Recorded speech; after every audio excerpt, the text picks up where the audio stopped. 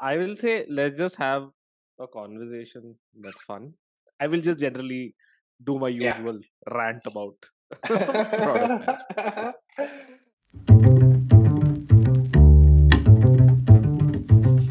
Welcome, PGK. This is super fun for me. Like, it's almost as if I have to do a podcast to get to talk to you. Uh, It's super fun for me. but yeah, Uh, first episode of Founder Minus One. Basically, the whole thing started because I thought if people who are actually doing the job start interviewing other people who are doing the job, I think those conversations will be a little more insightful. Uh, just a quick intro that I have of you from my side. I know that you worked as a PM at Myntra, then you went to Inmobi. That's where we met, and then you headed off to Ken to do product, and then now you lead Ken as CEO. Uh, I actually also wanted to touch a little bit upon your pre Myntra life because I find that very interesting as to what happened. So we can actually start there. Like I know you went to engineering. You did engineering. Trichy, is it?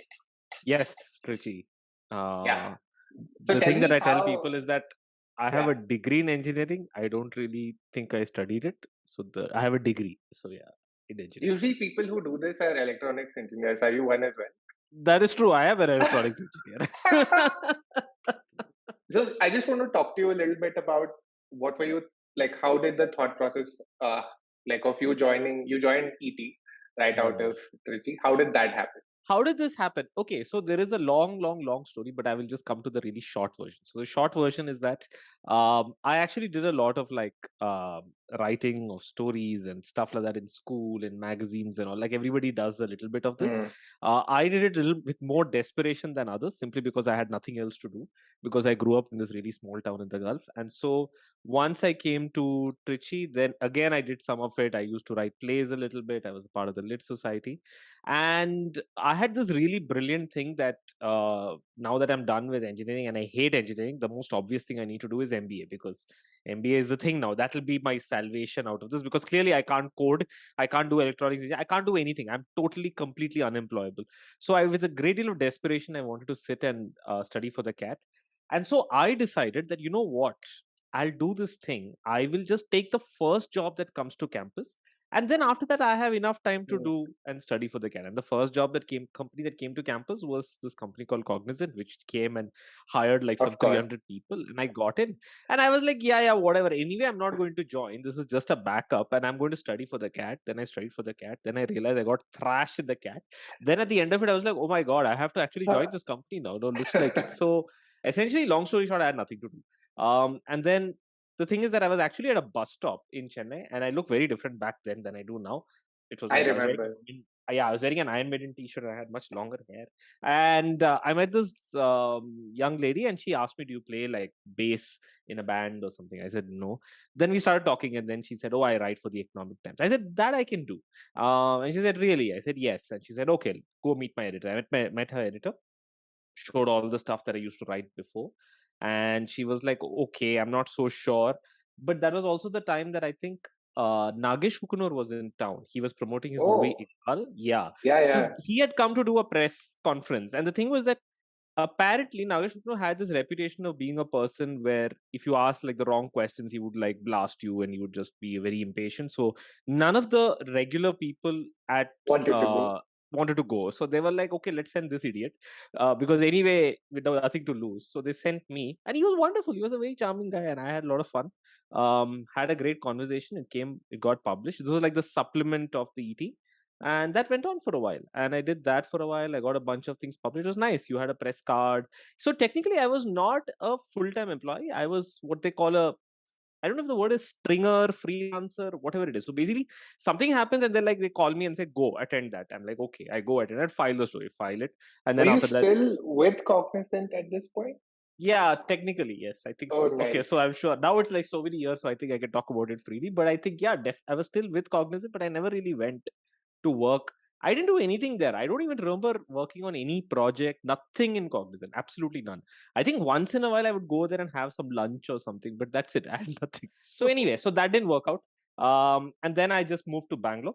So incidentally, when I moved to Bangalore, I actually worked at a quote unquote tech startup before startups were startups. This was literally a proper tech startup where I worked for this really small team with 14 people here in Indranagar, where I did handwriting recognition. That was also very, very interesting and an important lesson in product management, which is what this entire podcast is about. Because that company, I worked there for, I think, nearly 3 years. And that company, to the best of my knowledge, is still existing. And over the last 17 years, this company has never made a product. They have never launched a product, ever. So Got that it. was a great lesson in. That is my first lesson in product management. Always be shipping. Okay, so when people say always be shipping, I say, oh yeah, I know what that feels like because I worked at a place that never shipped, that hasn't shipped ever. So it's fun. Actually, now I want to cut to like your IIM placement season. Like I know Yeah. that you went to IIM after the stint. Yeah. Uh, how did you like get a PM job right out of college? At that point, I think it was quite rare to like do that. How did that Yeah. happen? So, in all honesty, the short answer, Brijesh, is total coincidence. Myntra literally came there 20 minutes after they got funding from Axel. They got funding, 20 minutes later, they just landed up in campus and said, hey, we are hiring. Okay. So, Do you remember the exact moment where you? I'm assuming they posted a JD on some intranet or something, and you said yeah, yes. they posted a JD, and I think Do you they remember posted for like, anything from that? Like what um, excited you about the role? If you remember anything from that. I remember it said product management, and I also remember it said fashion because fashion seemed interesting. And I also remember there was mention of we are going to solve problems that are completely unknown, completely like we are clueless. There is no word, there's nobody else we can look at and copy and try to figure it out. We just have to solve everything by ourselves, and we have to solve it without looking at anything else. We just have to figure it out along. And I That's thought, a okay, this seemed interesting. Plus, I was what comes also to familiar mind with is Myntra because Myntra at sorry that to time. cut you off. Hmm. That triggers something in my head. So Yes, it's yes, a self-selecting JD. Like when you post a JD that's like true. that, you That's true. attract a certain kind of people, and I think it's the True. right kind of people who should be PMs at startups. That Yeah. JD. But yeah, go on. No, that is correct. That is exactly true. And I think it also helped that they came. By the time they came, it was day 4, day 5, or near the end. And I think a lot of people just like all the consultants wanted to go to consult, all the iBank wanted to go to iBank. So the people who are left were people who were looking at this and saying, this seems interesting. Let's see. And I seem to remember that they didn't announce it early. They came much later. And we knew Myntra because Myntra at that time, and even like since we're talking about brand is a very powerful thing that I think as a brand, Myntra's association was very different inside B school, which is also a reason I think many people didn't go for it because Myntra used to do B2B at that time. So all of our Oh, college sweatshirts and all would have oh like the Myntra yeah, thing at the oh back, yeah, oh yeah. right? So a lot of people were like, this one, I'm not going to go work and make sweatshirts for like and put it into like companies. Ha, I'm an IMB grad. I can do other things. So that was the perception as well. And Right. they were really, really trying their best to change that perception and say, we're not going to do that anymore. It's not that. And we are now jerseys, IPL. They hadn't gotten into fashion in the big way. They just started with, I think, sports. So they said, we're Yeah. going to do sportswear, like shoes and jerseys and IPL jerseys and stuff like that. So that's where they began. So yeah, so they came.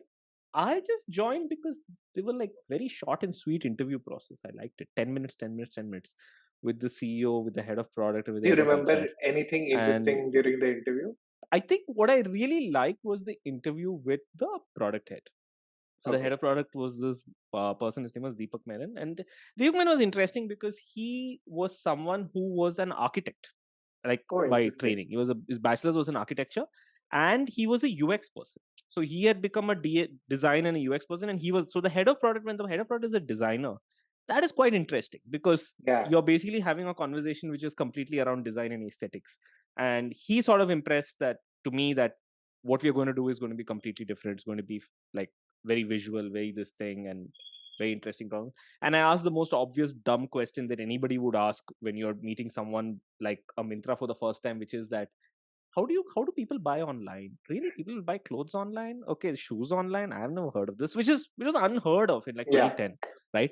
Fine, you can buy books online, get it. Fine, you can buy, but a lot of people looked at clothes as a category and said, no way, people are going to buy this Yeah. online. And that was obviously my dumb question. And he was also like, he was very honest and said, yeah, it's true. I mean, we don't know. We think it'll work, but we don't know. But his point of view was also interesting, which was around shoes. He says that, do you know your shoe size? I said, yes. He's like, then why won't you buy shoes online? Let's just start with shoes. Forget about everything else. So I said, okay, that seems reasonable. Let's see how I that like goes. how So yeah. he narrowed the problem to make it less intimidating and Yeah. didn't say, hey, we will sell Yeah. And I think everything. what they did a really good job of was they were very honest with me about what they didn't know. Right. Hmm. So I said that, look, it makes no sense. You'll probably get a lot of returns. Like, yeah, that's true. Okay, we don't know. Okay, they're like, okay, but how do you solve for sizing? Sizing must be hard. Yeah, it is hard. It is. We'll figure it out. So he kept saying that again and again. Then I was like, okay, this seems interesting. Okay, you also don't know, but you're like, come, let's figure it out. I said, okay, that seems interesting. Let's try it out. So that was the only thing I that I feel right did. from the Plus, JD to the process of how they've interviewed you, I think it was yeah, the entire process of self-selection. yeah, that is true. That is 100%. And I also probably rationalized in my head saying that, look, I can't get a media job, but obviously anything that I do in media would involve digital and trying to figure out things online and how to quote unquote sell online. So I might as well figure this out and do this. And Hmm. let me do this for a couple of years and let me see what happens. So that was my only rationalization to myself. And of course it was Fun, Bangalore. And I was like, okay, fine, let's do fun story. Just now that you got in, right? it. You're in Myntra and you're suddenly PM. Couple of things that I wanted to chat with you about. One, like immediately out of the block, what did you struggle with? Like, what were some things which were absurdly like new, hard, etc. And also, if Mm, you have some stories about how you sort of became better at those mm, things. The second part is, were you able to connect anything that you did? Because one of the things that I usually think leaders, PMs in general, should be very good at is writing. And mm. you've done a lot of that. You did a bunch of that at college. You did a bunch of that as a professional with EP. Did any of that sort of come back and make life easier when you sort of figured out what PMing is all about? So I'll start off with the PM question. So, in all honesty, I had no idea what a PM was Of before I course. joined, and I don't think I understood much even after it took me a while to understand it. Because for a while I was doing it like how they say a program manager or a project manager. I Hmm. was working in that mode. I was thinking that's my job. Yeah. And honestly, it was also because there wasn't much resources. It's not like if you went online and searched for what does a product manager do, it's not like there is a lot of stuff Yeah. in like 2011, right? It wasn't a lot either. So you had that problem. Second, you didn't have peers because Yeah. when I joined Mintra, I was like, okay, here are the three other product managers. When did they join? Last week. Okay, fine, all right. So that was the thing. So you also were like, okay, so you also looked at others and all of them tried to figure out their own paths. I think, like I keep telling the story, that at that time, the number of product managers in India, you could probably put them all in a very small WhatsApp group. Yeah. And somebody told me about, oh, there is product manager. I have a friend of a friend who's a product manager at Flipkart. And I think Flipkart and Myntra were the only two companies that had like PMs with a reasonable degree in India, in at least in Bangalore. And then I In was like, oh, 2011? can you 2011. And then I was like, can you Yeah. introduce me? And then I got introduced to someone. And through this person, I met like a couple of people who are also PMs at Flipkart. And yeah, and all of them of course have gone on to do like great things. One of them is now like the SVP at Swiggy. Someone else has gone to like Hotspot. So it was a good group of people that I just sort of met here and there. So that was number one. No one knew anything. I think my first thing that I started to realize something was different about this job was when I met my boss. Kept talking to me, and he was the one who would keep giving these one-on-ones. And at one point he told me something. He said that you do realize that the product manager's job is a very two-faced job, right? And then I looked at him for a while. I'm like, what do you mean? He's like, you should never say the same thing to different people. Everyone, you should say something different. And then I thought for like a second. I was like, I never thought of it that way. That is interesting because I always thought of it as I have to give updates to everybody. I have to tell the same thing to them. Then he was like, no, it's not. That's not what it is. Your job is a very two-faced job. And he also told me it's a very lonely job, but it's a very Hmm. two-faced job. Only you will know everything. Remember that. And then I was like, and so that sort of resonates with story, because in story, like I always talk about narratives and story, and they say that great stories and great narrative is just withholding of information, and that is how you Yeah. build tension. So I sort of got that connection, and I was like, okay. Plus, it also helped that Mukesh, the CEO of Myntra, used to be a product manager. So he would also Right. keep giving some things, although he never said the two-faced thing to me, but he also gave some things and he mentored some of us a little bit. So, but he was good at the quote unquote, the technical side of product management, which is that what is your MVP, like what is your numbers, data-driven decision making. So that part he would Nice. inculcate into us, and I gave him a lot of credit for getting that into us. And it was Deepak and the others whom slowly I started to learn about The two-phase art side of jobs. PMing. The art side of product management, which was very different. So it's only much later in Myntra that I started to appreciate it more, because we got some more senior people who joined, and then slowly I start to see them in action. And then I realized that I think another thing that took some time to get was that stakeholders will ask you for anything, and it's not your job to please everybody. In fact, it's your job to like fight and to say that all of you are wrong, or you are wrong, you are wrong, you are wrong. This is what it is, and this is what I say what it is. I was quite sure that if I did something, I would get fired. But then I saw people do it, and then I saw that they were the ones who started getting respect. And then I saw that they're the ones who started getting promoted. Then I'm like, hey, wait, 1 second. My job is not to please everybody. Wait a minute. So that took some time. But in all honesty, by the time, I mean, since we're being very candid, by the time I ended Myntra, I feel like I did more mistakes than anything else. It just And drove any, I think, first. I'm sure you yeah, remember my InMobi stint very of course. clearly. But I don't think your Invobi since was particularly like so many mistakes. But No, but I I think ended with like big mistakes. Like by the end of it, it was like, either I would get fired or I might as do well you, do, like you- do, quit. you, So it, do you remember one of these, like, oh my God, I'm going to get fired tomorrow moments?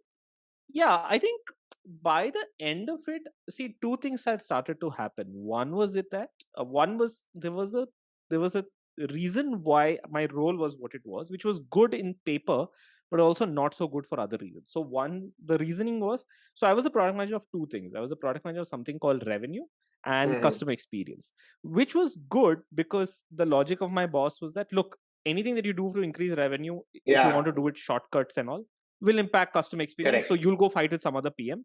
So I don't want you to fight with anyone. You fight with yourself. You make the right That's, decision and balance the two, that's which makes amazing. sense. Which makes sense. But it is also extremely demanding. So Yeah. both of these are very demanding. And both of these, unfortunately, are tactical. Because Right. for customer experience, you can't say, oh, I'm going to do this thing that will show results in like 6 months. You'll do some things. But more often than not, you're just dealing with like tickets after tickets coming from like customer support saying that this coupon is not working, this cashback is failing, fix it now, and you're running behind that. And similarly for revenue, where we need more coupons, we need to raise revenues. So I'm like, okay, so that was the problem. So balancing, so taking two areas that were both tactical and short term, you cannot remove the short term, just like removed my ability to like think about anything in the medium term to long term.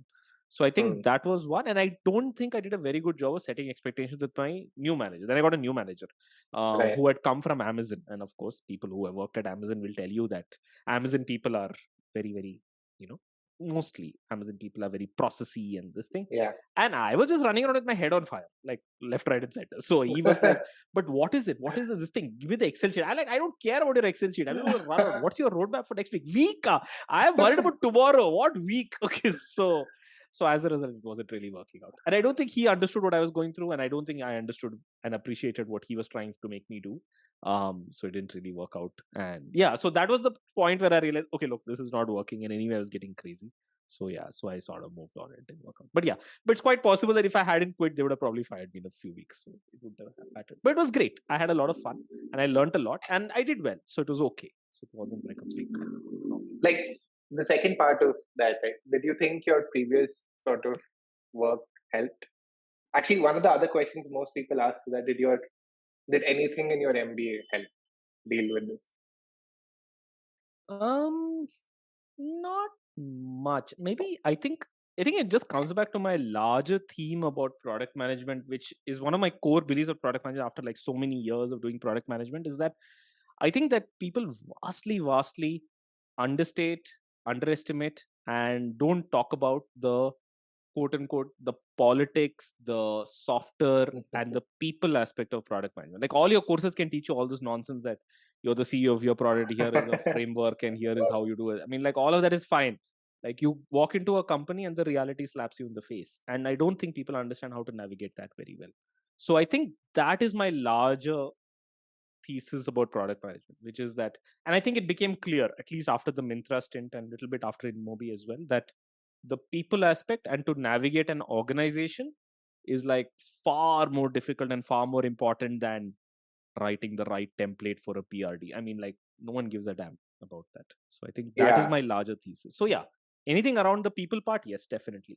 That is the thing that I leverage the most later. that was the part that you also struggled with, is what you said in the initial Yeah, I phase. struggled with it initially. I think, see, like I have just one marketable skill. I keep telling people my marketable skill is that I can make complex things simple. That's it. I just Mm. know how to make complex things simple. I mean, there are better managers than me, better engineers than me, better product managers, better PMs, better. Everyone is better than me in everything else. But this is the one thing that I know what to do. So wherever I found myself in places where I had to make complex things simple, or I had to explain complex things in simple ways, or to write it in simple ways, I would generally do well, right? Because that combined with, and I know a little bit about working with people and teams, so I think these are the two things that I used. Wherever these two came together at certain points in my career, it went up. Wherever they didn't, I stagnated. So I think that was the broad Mm. thesis of my career arc. Fundamentally, That's that's all it is. There's interesting. nothing else. That's It's actually two of the most important skills for a PM. Like if you're able to like Yeah. simplify and communicate, and two, I think uh, the politically correct way of, Mm, ironically politically correct way of saying you're good at politics is that you're probably good at influencing people uh, yeah. in the I direction that you think the would benefit your customers and your company like well. Yeah, that's true. But I think, so if you, I don't know if you've seen this. There's this great interview with Chris Saka, where Okay. he's interviewed somewhere. I don't remember where. I think it's back in 2014 or 2015. And in that, he's being asked, because Chris Saka used to work at Google, and they asked him, like, what was Yeah. your like at Google? He's like, yeah, whatever, it was fine, etc. But then he says something in that interview. He says that Sundar Pichai is going to be the CEO of Google one day. And this was before he became CEO. And he says that, Oh, I I think he was the remember first this. person Yeah. to say it, right?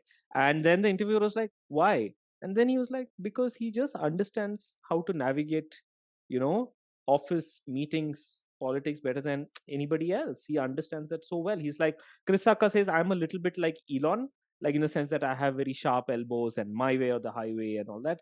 He's like, Sundar Pichai is not like that. So I think people just don't understand how important that aspect is, Mm. because when they see, look at Sundar Pichai on the out from right now, they think that, oh, he's this lovable nerd, who went there and he became the CEO and all that. Really, you think Sundar Pichai became the CEO of Google by writing great PRDs? Really?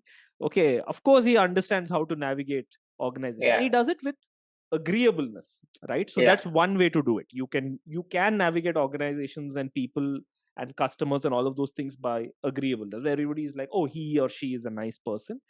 And the other way to navigate it, which people don't understand very well, is to you can actually navigate your way through organizations through disagreeableness.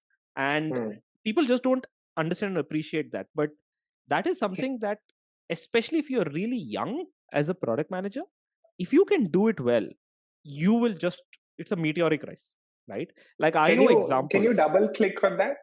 Okay. Interesting. So this is very interesting, because Brijesh is actually one of these people. I, So I that is why which I is think why I Brijesh is wanted like, to double so click on Brijesh that. knows what I'm talking about. But I'll give other, but I've seen this not just in you, Brijesh, but other people as well. So I see this thing where very young PMs, when they come and enter an organization, they think that, or they believe that the way to essentially succeed is agreeing, trying to get a consensus, influence without authority, all this nonsense that they read in courses, and they start there. But actually, no. Another way to get success is the exact opposite, where you just walk up to, I mean, again, this is like high risk, high reward, so do it at your own peril.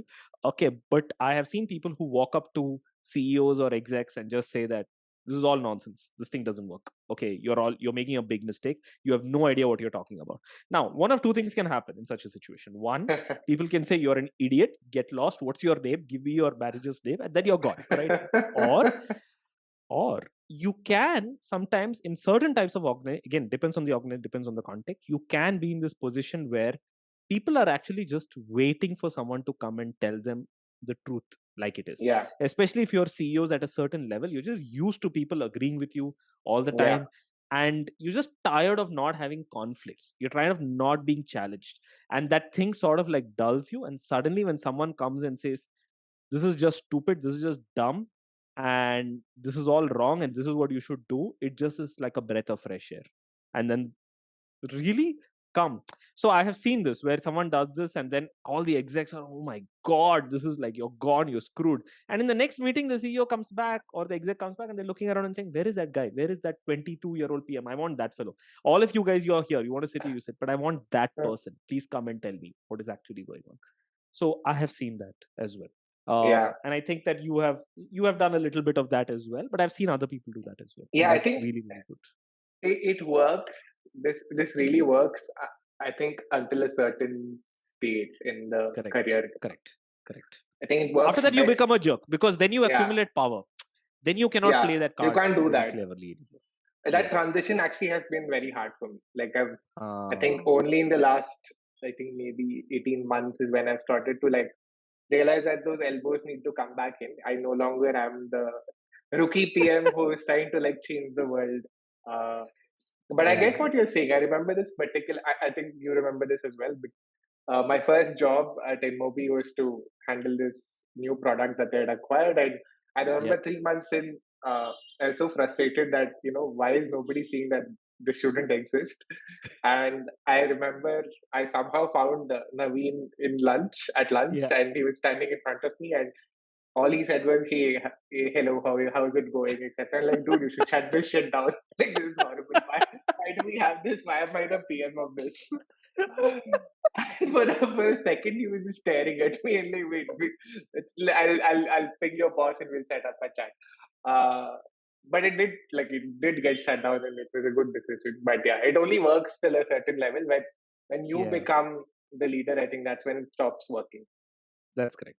But then you have kids coming to you and saying this. I think the thing is that you're right. It works only at a certain level. It works in certain organizations, and I can imagine a lot of other organizations where you play this card and that's it. Your career is now over. Okay, and it also is about, and I think you knew this, which is it's about how you do it. Like sometimes people fight for the sake of fighting, and they just come in to contradict you for the sake of it. And within like couple of back and forths, you realize that this person has just woken up in the morning and ready to just rant and vent. So you let this person blow off steam and say, okay, fine, now go off your way. But the people who come in with conviction, like they say, right, strong opinions loosely held, to come in with that and say, I believe this is what it is. You should not do this. This is a dumb thing. It's a mistake. Why do you think it's a mistake? Because this is this. Do you even know this? Have you even seen the data? Then you're like, oh, okay, interesting. Come, sit, let's talk. I think both intent and like material to back that strong opinion. Correct. But yeah, it's interesting because at least in my current role at Family, I've tried to sort of build the entire PM culture around maybe two traits. Trait one is courage, and trait two is curiosity. Because I think it's the two things that have driven up my sort of growth. At least I said like I want to like keep this alive somehow. So that's good. I like that. I have the trait that I typically use is courage is interesting. I think courage is interesting. I like courage. Courage would be probably more useful in certain contexts. I just use one, which is conviction. That is my biggest thing. So I always everyone in my team like makes jokes about this, that 90% of my meetings are just starting off with, what do you believe? Okay, it's like, forget about everything else. What do you believe is a very nice way to start a meeting. Yeah, I think that is it. Like, it could be anything. Like, there's a feature, there's this thing, there's a marketing campaign. Like, fine, all that is fine. What do you believe? So that is, and it's so hard. You'll be surprised how few people are able to bring any conviction out. Or if someone comes and asks me, what do you think? I mean, like someone in my team called me the Riddler because I asked back, like, what do you think? Okay, so I keep doing that. So it's like, conviction is so hard, man. So hard, but so important. And again, these are the traits that you're talking about. Like you said, courage. You said about, what's the other C? That Curiosity. Curiosity to some extent. Courage, curiosity, conviction. These are things that never show up in any. You can do a course for like 24 weeks on how to be a PM, and Yeah. I think reality just slaps you in the face. That is my biggest, criticism of PM course. They're useful. It's not saying they're not useful, but reality is a much, much bigger teacher. It's like trying to read a book about swimming. You can read backstroke, front stroke, side stroke, butterfly. Okay, good for you. You can read, but when you jump in the water, then everything goes away. Then you have to figure it out. Yeah, I think these are like personality traits which are very hard to code. Like it's very hard to like teach you in a course. That if you have these, you can layer the theory on top and make you like a really good PM. But it's very hard to build. It's not impossible, but most companies don't have the time. True. That's What is your answer when people ask you what does a PM do? Because obviously you know by now that the CEO of a product is just, that's a very nonsense and such a limited definition, right? So how do you describe it? I think the cool way of describing is I call it the seekers of truth. Like, okay, that's not bad. That's nice. That's what the primary role of the PM is. It's to seek and carry the context of truth across all across the company. And largely as a PM, your role is to seek the truth, find the truth, then carry that truth across the product development cycle largely. And how that translates to actual tactical sort of decisions is, let's say you found something, you know that this is a problem. That's usually the truths that PM seek, that, hey, this is an actual customer problem. This is the extent of the problem. This is what users would value. This is what users would not value. You have that as truth. Now you need to carry that context across the product development. So when it comes to, let's say, a design decision, you're not the person who's deciding what the best solution to this problem is, but your job is to ensure that your designer has this context, the truth that you have found. It's your job to carry it and ensure that everybody in the product development cycle sort of understands it at the same level of depth as you do. Okay, that's nice. That's nice. That's a good description. I like that. It has there's a bit strong mission to it, and there is a very strong responsibility. Which is sort of how it sort of ties back to courage and curiosity, right? If without curiosity, you will not know the truth. Without courage, you will not be able to carry that context across the product development cycle. Nice. Anyway, so I want to now transition to your movement from an IC to a leader.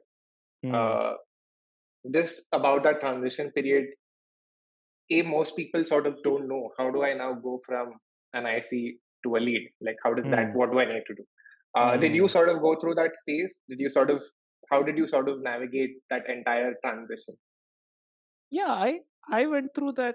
I didn't struggle so much with it, simply because the biggest transition when you go from IC to leader is fundamentally an understanding of managing people, both up and down and side, right? I think that is the main difference, right, between that and probably a deeper understanding that this is not my problem. You will figure it out. I trust you to figure it out, and to let go, because whoever you are a leader of will make mistakes, will obviously come. The documents will not be, the PRDs will not be like how you would write a PRD. The launch email will not be like how you write a launch email. The prioritization will not be like how you. So you should resist the urge to get in and like chain the Excel cells and move from high priority, low priority, P0 to P1. So that's the main thing. It's actually doing less than doing more. So I think that is the first thing that people don't realize. Because if you do more, you're lost. Because what happens is the more you do, the more your team will not be able to do it on their own. They will just look at you for everything. You have to move a prioritization exercise. Okay, let's call Brijesh or Praveen. Let's come. Only they can do. No, do it and make mistakes. It's fine. So I think that people say it, but honestly, it's very hard to do. So I think that was number one. I think the second thing is that you have to essentially have a very clear understanding of storytelling, right? And people say storytelling a lot, but honestly, I think that, look, my biggest grouse with anything around product management or even growth to an extent is an over reliance on frameworks and templates, right? And I think that once you get to a leader, you realize that those frameworks and templates are extremely limiting. And like everything else, there is a pattern, and when everyone goes zig, you have to go zag. There is a context to Mm. everything. And so, like, one of my biggest grouses is people saying that here is a list of templates of PRDs. I'm like, so people ask me whenever I became this thing also, they're like, oh, is there a template for a PRD? No, there's no template. Write whatever you want. Anything I want, right? See, okay. So then they will write. Then you ask the question, but why is this not there? Why is that not there? So I think that is the aspect that is hard. Same with storytelling, because sometimes you will create products that succeed, you will create products that fail. Sometimes you have to explain it why. You have to tell that story. You have to fight with people. So that context is so hard. Um, like you spoke about seeker of truth. Like the analogy that I always use for a product leader is that you are like the director of a movie. And I think that then I use an analogy because it sort of helps, because nobody quote unquote reports to the director of the movie, right? No, the director of the movie has absolutely no skills. The cinematographer understands cinematography, editor understands editing, actors understand acting, the makeup artist understands makeup. Like, nothing, right? The only thing you know is how the whole thing is going to come together and what trade-offs you make. And you have to deal with, like, like the studio, the Producer. producers who come and say, insert like Iron Man in this post-credit scene. And you're like, no, it doesn't make sense. Okay, so you have to fight with all of those as well. But at the same time, if it succeeds, yours is the first name that comes in the credits. If it fails, yours is again the name they will look at and say, this person failed. So Yeah. the actors and the makeup, no one knows who the makeup artist is of bad movies. No one knows who they are. They all know who the director was. So I think that is the analogy I generally use. And I say that is the good analogy for if you're a product leader. See yourself as a director of a movie. That's generally what it is. Were there any tactical things that you did to make this transition easier for yourself? Like, were there like things that your bosses probably told you to like correct, which sort Hmm. of helped you transition? I think one thing that uh, becomes very apparent when you become like a product leader, when it became very clear to me when I was at InMobi at least, was that the importance of allies. And I Hmm. think people just don't understand that. And again, it comes back to my point about quote unquote politics. I mean, not in a bad sense or in a good sense, but Yeah. politics is just fundamentally about authority, using all kinds of means to get what you have to get, right? And allies is such a big part of it. So to understand alliances is so important.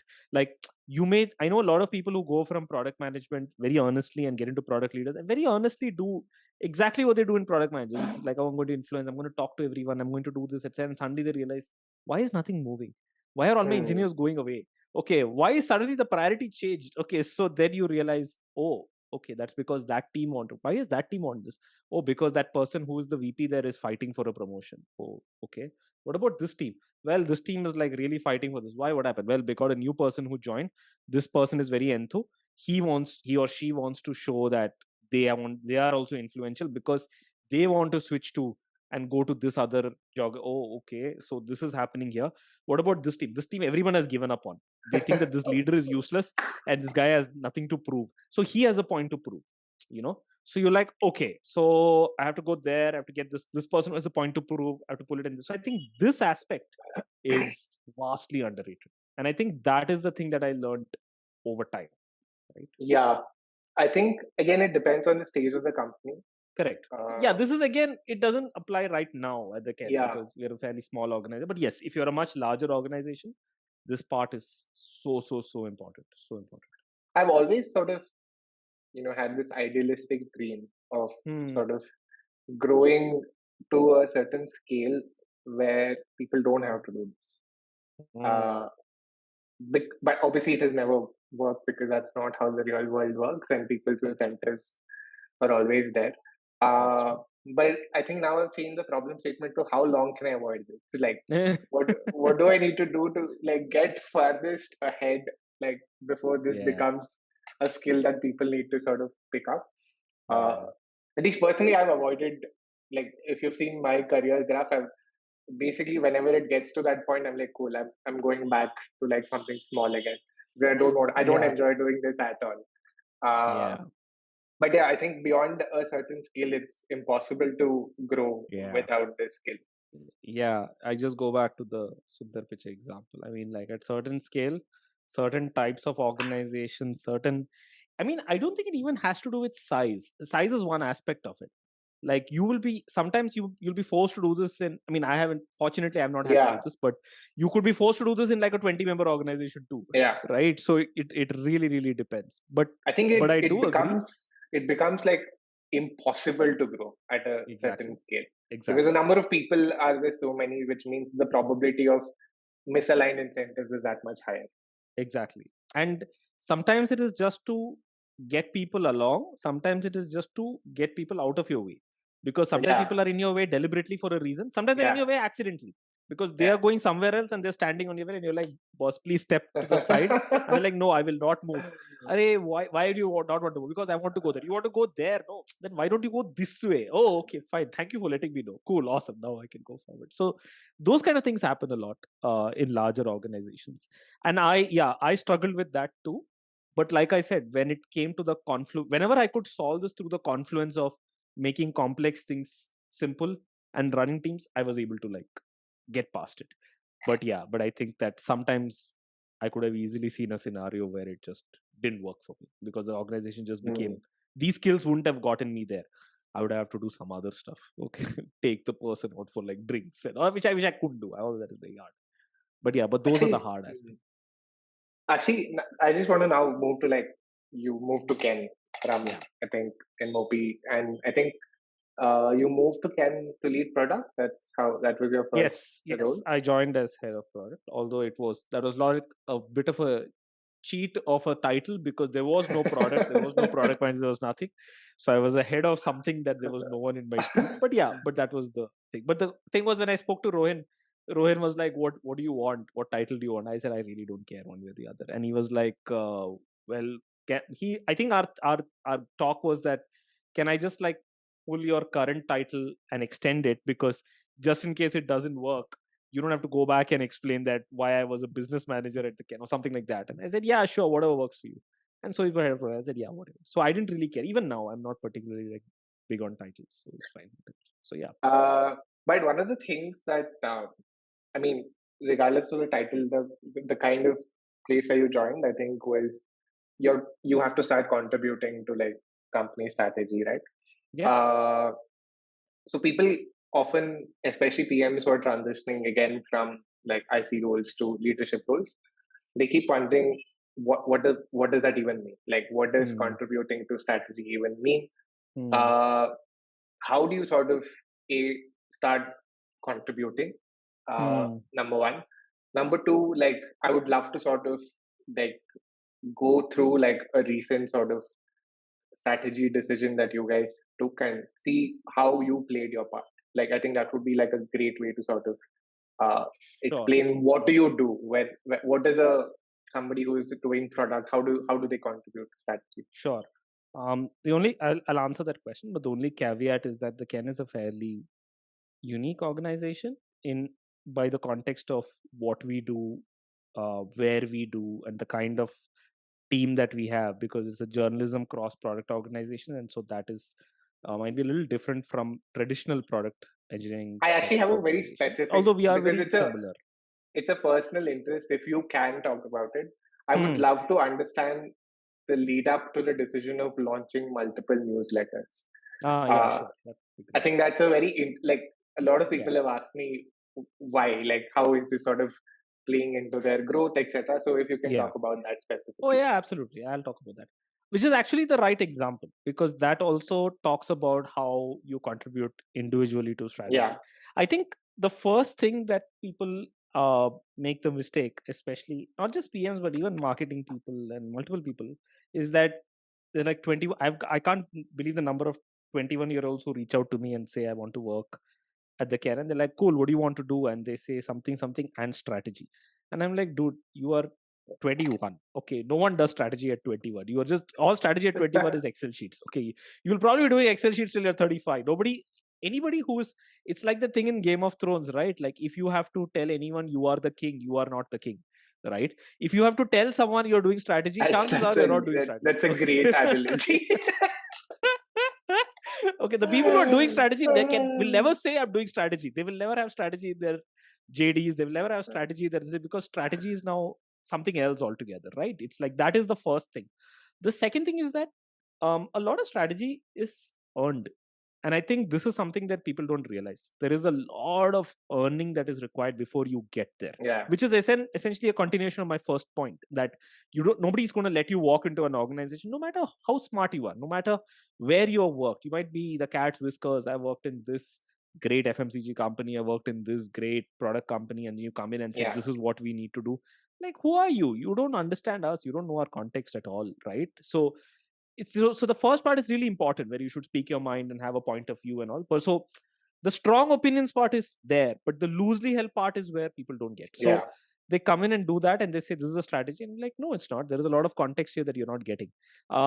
So that is so it has to be earned, and that's true about any organization. It's true about even at the very basic unit. I mean, although it's not the same thing, it's very true about families as well. You have to earn your space before you are able to stand up to authority, or have an authoritarian Yeah. view, or have something, right? So that's true about any organization. Companies are not any different. So that is the number one part, and that is the part that I feel a lot of people try to skip. And then they say, no, I want to get to strategy before earning it. No, you have not earned it. It's not there yet. So we don't know anything about you. We don't know how good you are. We don't know how bad you are. We don't know if you're right. We don't know if you're wrong. We don't know what happens when things don't go your way. We know nothing. So show us and prove to us and do things for a while before you get there. So that's number one. So let's talk about newsletters, for example. So newsletters just happened very honestly because we had this product at the Ken around 2 to 3 years back. It was called the Ken on weekends. So Yeah. I know, Brijesh, you talk about insights. And so the core customer insight that we had at that point in time was that we published great stories from Monday to Friday. But Saturday, whenever we would do stories, or when we didn't do stories, when we did, the feeling was that, you know what, people are just it's too intense. So Saturday is the time where they want to relax, they want to read something lighter. So let us just do something else. And there was examples of this. So if you look at, say, newspapers, they have lounge weekend Yeah. editions. There's a reason why they have that on weekends, which is all book reviews and stuff like Hashtag that and all. EP throwback.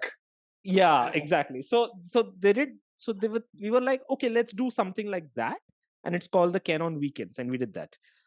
We ran it for a year. People right now don't remember this product. It was a very strange product. Okay, it didn't work. If we did it for exactly a year and it didn't work. The reasons it didn't work were probably because maybe something was wrong with our thesis. Our thesis was not, but I don't think our execution was that great either. We did some very strange stories. We did some very good stories, but we also did strange stories. Like, I remember once we did an interview with Rajdeep Sardesai, which is like, people who read the Ken now would be like, really, you interviewed Rajdeep Sardesai? I'm like, yeah. So, but it was not bad. Some stories were good. And I think at the end of a year, it became apparent to us that nobody's really going to pay for this, right? It's one of those things that's like, okay, if it's a part of it, but nobody's really going to pay for it. So then we're like, okay, we're going to end this experiment. So Saturday just was going to come to an end. So we knew that Saturday was going to come to an end, and say, so that would be the quote unquote the hole in the calendar. So our thesis was that, every day we're going to give you something: Monday, Tuesday, Wednesday, Thursday, Friday, and then Sunday is a recap. So Saturday was Ken on weekends, so that becomes a whole.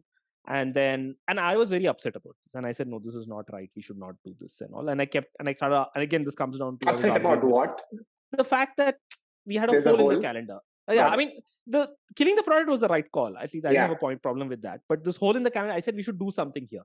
And of course, that means that if we had to put a regular story there, that means that, we had to hire more journalists, we had to hire more reporters, and that would take some time. This, before you go ahead, was there a specific reason why you strongly believe that this hole shouldn't be there? Because the thing was that it all comes back to the Ken's, essentially the thing about habit, which is that every day at 8 o'clock or in the morning, there is something for me to read, right?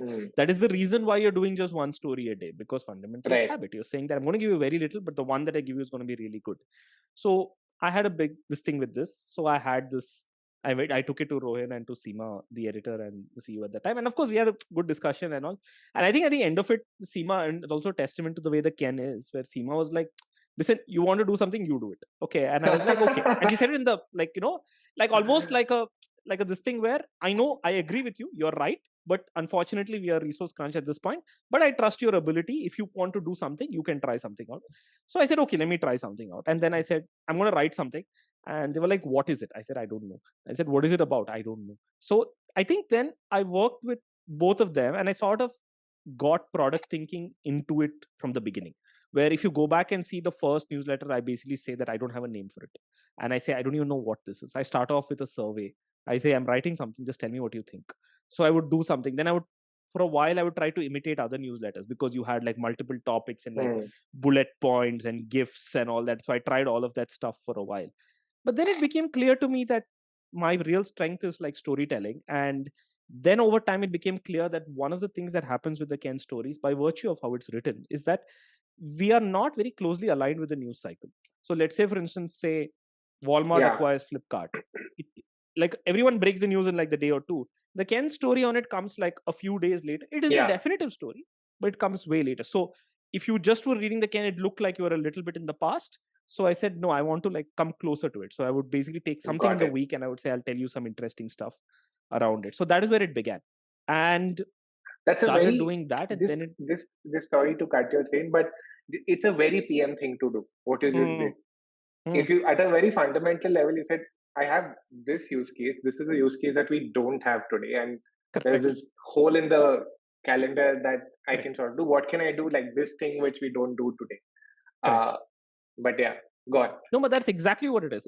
It was just only because of my product management training, thinking, etc. I was able to create this product. I created this completely through product principles, and which was quite nice because that is exactly why I joined the Ken. I wanted to do both. I wanted to do the writing, which is fine, but I also Yeah. wanted the product part. So I kept doing that. So every time I would try something different with a different hypothesis. So I would say, okay, maybe I think the thing is that I should try a story kind of a thing, a single narrative. I'm like, this is working. Interesting. So then I would say I would tie it with an analogy. I'm like, oh, analogy and metaphors work. So I cannot do a simplistic just explainer like a morning brew because that doesn't really cut it for me. But if I tell it in the form of a story, then suddenly people get more immersive and they start to have connections. I would get lots of emails. People would write to me. So then I started to like run with What's it like the that. So what's the then one I sort did. of what's the one like episode or newsletter that really convinced you that okay, this is the format that's going to work Oh for me? yeah, the one that convinced me, I remember, was this one thing that I wrote called "The Camel in the Tent," which was, it took me around some 3-4 months of trying it every Saturday. And so the Camel in the Tent was about geo, and it was about this one thing on Oh yeah. how essentially how the try basically let geo come in step by step. I took the story of the Arabian story of the camel entering the first the head, then the trunk, then the thing, and finally everybody else is pushed out of the tent. So I said that was how geo essentially did it. It just went in step by step by step. And so, and it was a very simple story. There was nothing so, I didn't have a very core deep insight, but I just told it in a way that people could read it and say, oh, now I get it. Now I get what the whole thing was. And nobody had ever done that. And they were like, wow, this is quite nice. So that is when I knew something is here because that became quite popular. And I seem to remember it was free. At least the Nutgraph at that time was completely free. And then, so then the pandemic hit. So again, now comes back to the product thinking. So we were like, okay, now this entire thing about this, like I said, this misalignment between the stories, the long form stories that you're doing and the news cycle becomes accelerated because of the pandemic. Because of the pandemic, what happens is every day you're like something else is happening, something else is happening. So there's Hmm. no way you can do just long form stories because now you're really pushed back into the past. So then you're like, no, now we have to do a daily newsletter. On what? Well, whatever is happening, take it and just go one level deeper and explain what it is. So that's how the daily newsletter began. And so then we understood that these are the two things that we're doing. Now, once the pandemic receded, the purpose of the daily newsletter started to go away because now things are not moving as fast as we thought it was. Like, remember, Yeah. there was this time when the pandemic was going on, it was like Yeah. vaccines, this one, company going up, company going down, this, that, funding, people layoffs. It was just madness for a while. And so once the pandemic receded, so we said, okay, this does not seem to make sense anymore. But it's now abundantly clear that every sector has a certain this thing going on. It has its Cycle. own Yeah. kind of depth and this thing going on. Like we look at say crypto has its own thing going on. It's running at its own pace. EdTech is running at a different pace. FinTech at that time is also accelerating at a different pace. So we said it didn't make sense now. So we said, okay, what does it take now to create verticals, right? And the Nutgraph essentially showed that. It showed that you could do it. Like you could have, if Yeah. you did something with a great deal of consistency. And there were many weeks where I just wrote badly because the thing was I was so stressed. It's the end of the week, I'm doing product launches, but Friday night I would be like, fine, I have to write like 4 or 5 hours, I have to sit and write. And I found out that the cost, if you just show up, it's like 90% of the battle. 90% of the battle is just showing up. You just have to show up. And you just have to show up and say, if you show up and do an 80% job, That's enough. And a lot of people who create newsletters see it as art, and they do the other way around. So they don't make it predictable. They say, we'll show up, and we'll show up maybe like whenever we can, whenever inspiration strikes us, but so that when we show up, we have a quality product. No. And it's good advice for your podcast as well. Just show up. Okay. Showing up is 80% of the battle. I have written the nut graph in like the back of taxis. I have written it during like offsites. I'm sitting in Thailand by the pool. All my colleagues are like running the pool, and I'm like sitting and writing the nut graph. I have written it like on in the bedroom, bathroom, everywhere. One of the things which I think made it successful for you is that I think you found like a USP where even if you just wrote it at the back of the cab, it was still different, and like it was still adding value. Even if it was done with like 4 hours in the back of the cab, it was still different and adding value. Which is why I think the most important thing you probably did was to figure out that entire process that you went through, finding out what works, like what is the part that is truly like making people like this. Once you found that out, then you're right. Then it's just showing up, and like some days you do really well, some days you like do like a half-ass job, but it's still like the core is still there, so it works. Correct. And it's also, you have to, the same hypothesis and the measurement part applies. Like any given week, I'm trying something and I know what I'm trying, right? Like, and I know if it's going to work or not. Like, for instance, I wrote on Bangalore floods last week, and it's only because I knew that this is something that, based on all my experience, I knew that this is something that people will not pay for. This is something that if I put a sign up wall, it will not work. But if I just publish it without any paywall, without any sign up wall, it would just become extremely popular. And it did. I knew it would happen.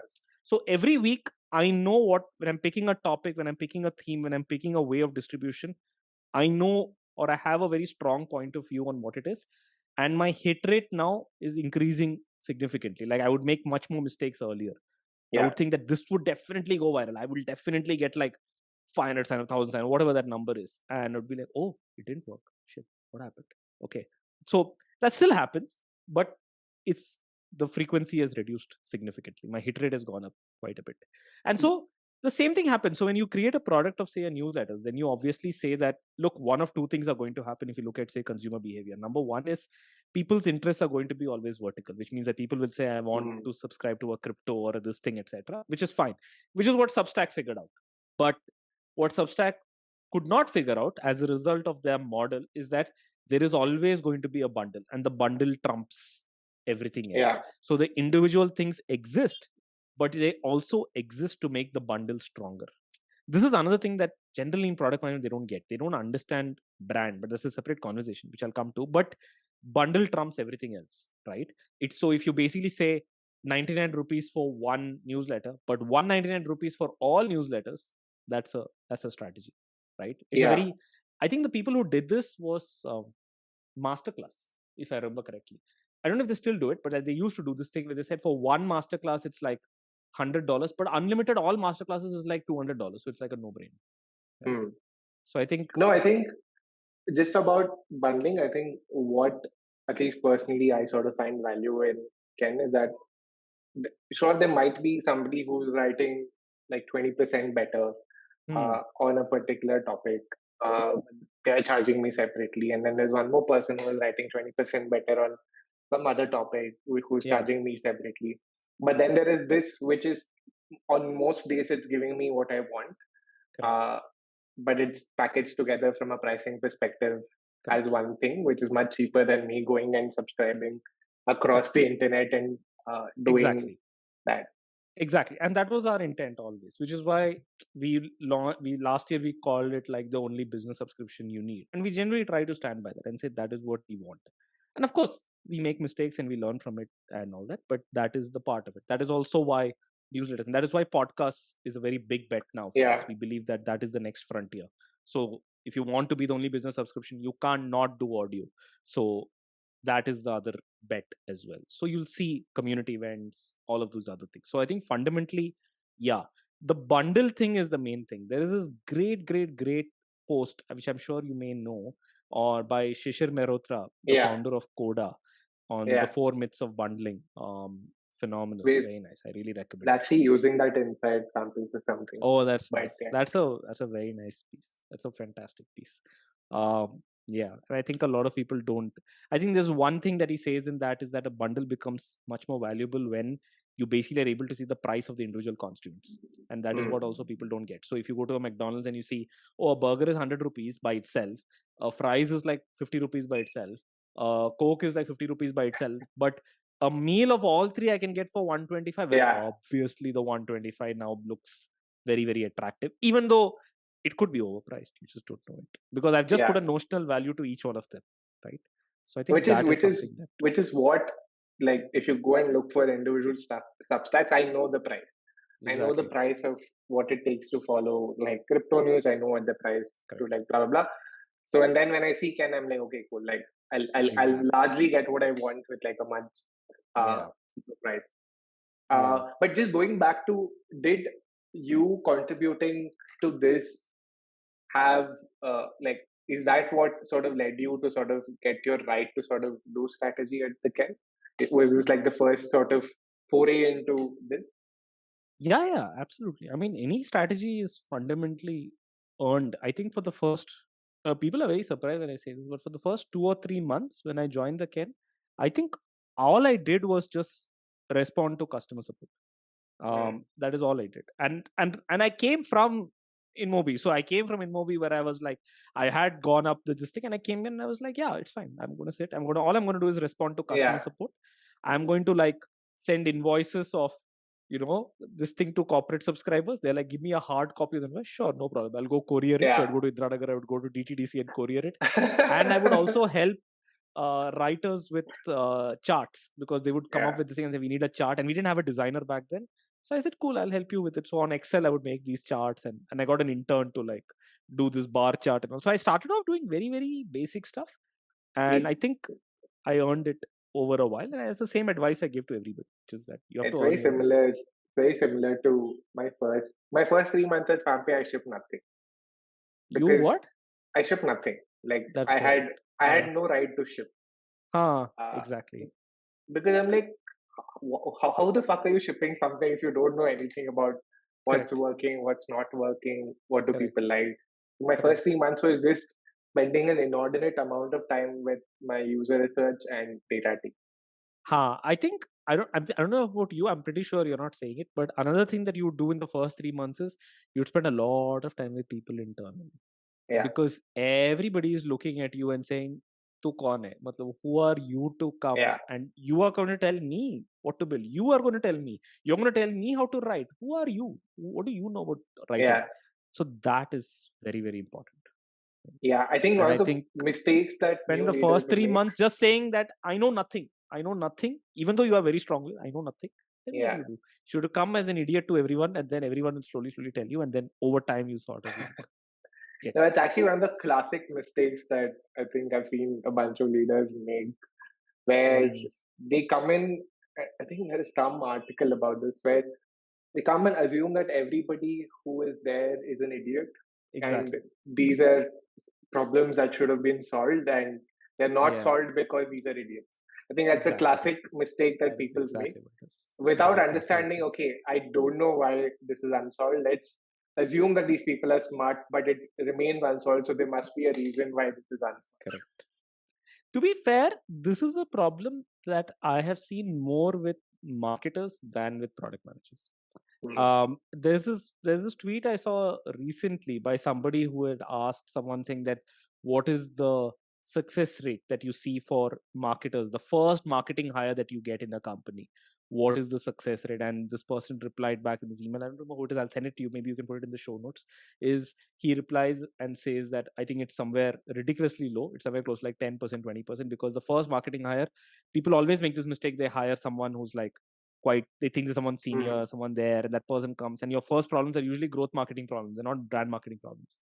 And this person comes in with exactly this, that says, oh, I know what's going to happen. And then, and quite frankly, even the organization isn't mature enough. The organization also does not understand that, oh, this is what this person, we should work this way, we should work that way.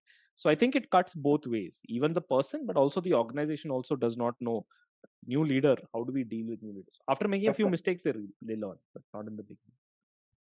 Cool. Last couple of things I want to touch upon. One is just wanted to sort of understand uh, what are the some superpowers that you have as a leader, no longer as an IC, which have really worked for you and why.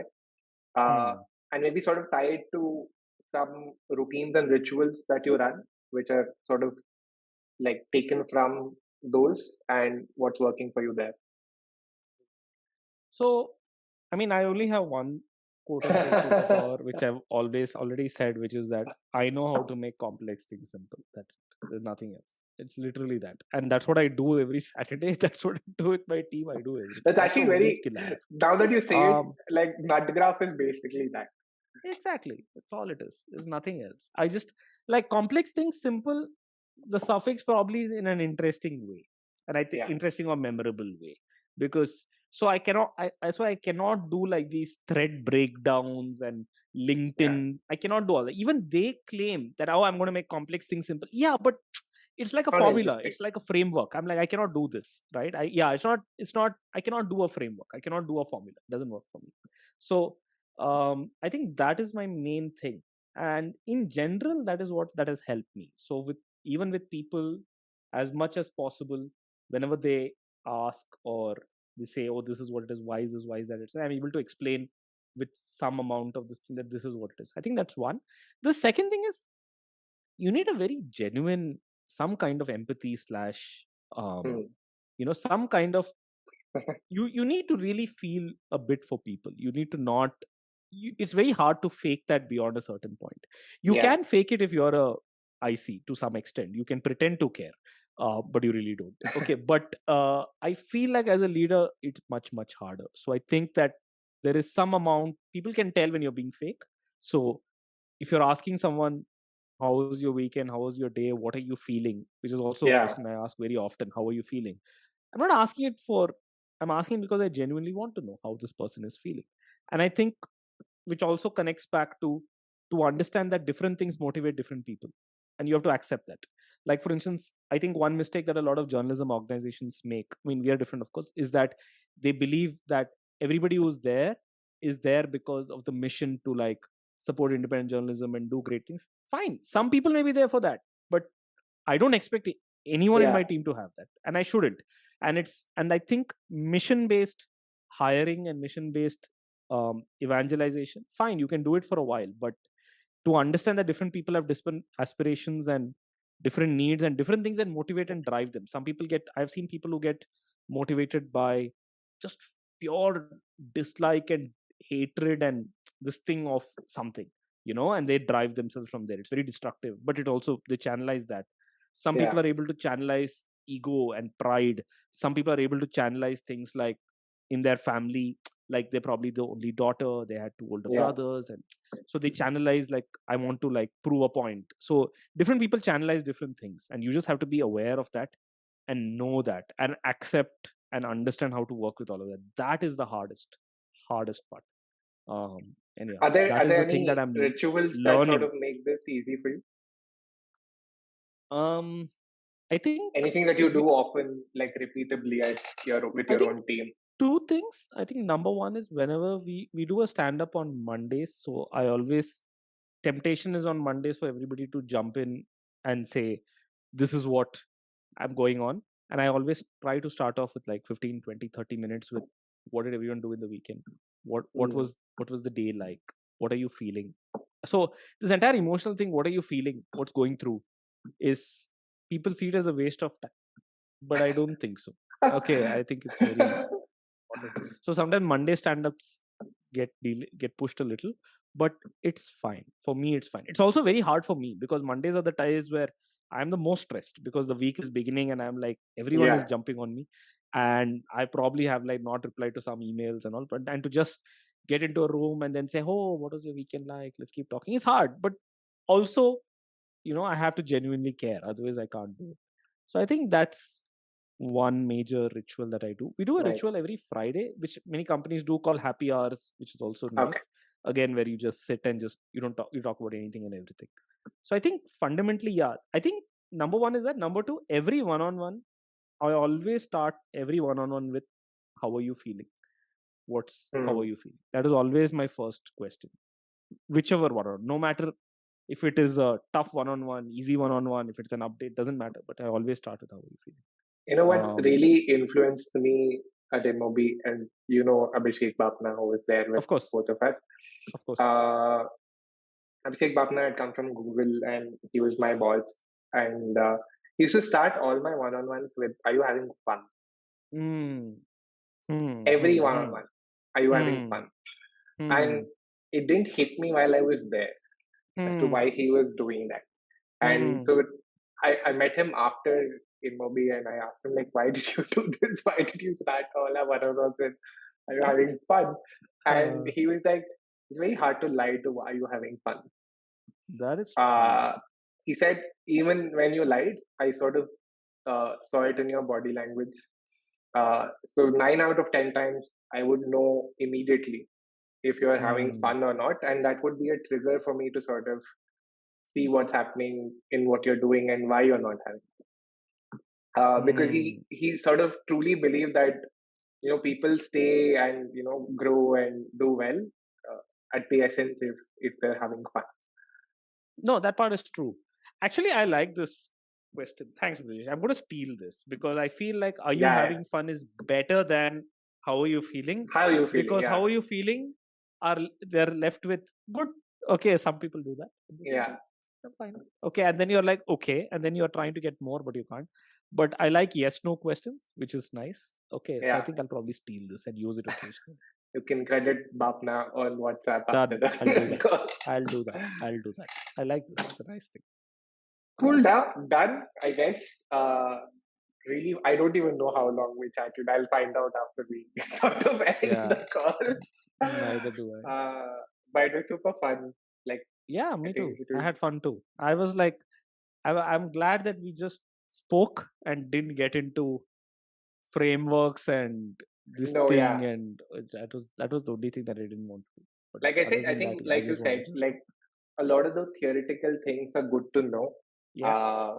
But it usually doesn't come out as a framework in actual real scenarios. It just comes out as something that's in the back of your head, which you then sort of use like in your own way. It's never like, oh, yellow reforge and like put it in a fucking graph and it's solved. Exactly. And a lot of frameworks are very post facto. Like once you're done with it, then you look at it. Like if you look at, say, Shreyas Doshi saying that, oh, there are 3 kinds of product leaders. You're either an operator or a craft person or a visionary. Sure, I mean, I get it now. Okay, but I never saw it that way when I was in it. And if I was starting off as a PM or starting off as a leader, if I took that framework, I couldn't do squat with it. I'm like, what do I do with this? I can't do anything. Okay, fine. Maybe I'm one of this or a blend of this. So what? What can I do with it? So I think that's a lot of this very post facto as well, which is fine. It's okay. But it is good to know. I think that's how I look at it. It's good to know. Exactly. It's good to know. It's nice. I like this. It's a good thing that I use sometimes with like one-on-ones and conversations where I say, oh, the reason you're not working because you are more of an operator and what we need is more of a craftsman. Okay. So you're getting a language. I think it just helps you. Yeah, vocabulary is what it exactly. Helps. It's vocabulary to see something that you know is not working or is working or something, which is useful in its own way. Use case for it, honestly. I think all of us sort of knew all of this, like, which is what I keep telling my PMs, that none of this is new to me, but it gives me a language to sort of explain this to other people, which is very helpful. Which is helpful. It's helpful in its own way. So I'm not completely dismissive, but over reliance on it and believing that is the key to success is where I put a lot of question marks and caveats there. All right, Macha, thank you so much. Good man. Morning. I had a lot of fun. Do you want to plug something? You have the nut graph. You guys do a bunch of newsletters. Yeah, we have a bunch of newsletters. I think there's only one thing I want to not plug really, except that we've just launched a few really amazing podcasts. And I think I'm really proud of them. Yeah, I was on one of them last week. Yes, and you are on one of them last week, and I think it'll be released on Tuesday. So you can hear Brijesh there talk about the politics of product management, which is also quite interesting. We already spoke about it here, but very nice throwback to what we spoke about. Yeah, exactly. So We have a podcast called Cost to Company, which is a podcast about careers and workplaces in India. We think that there are a lot of interesting things happening. Nobody really talks about it from a very journalistic perspective. That is that. Then we have First Principles, which is our interview podcast, where we already interviewed Kabir Biswas of Dunzo. We've interviewed Amagi Labs, and of course, it is. I think there are a few more coming. Some exciting ones coming up. So I think those are the two. There are more podcasts coming. I think we'll have a couple more launched in the next 2 to 3 weeks. So yeah, quite proud of the Bunch of these podcast. are on Spotify, I think. Yes, they're on Spotify. They're on all podcast platforms for now, including on Spotify as well. Chalo. Thanks a lot again, PGK. Anytime, Have fun. man. Have a good Take Sunday. care. See you. Bye. Bye.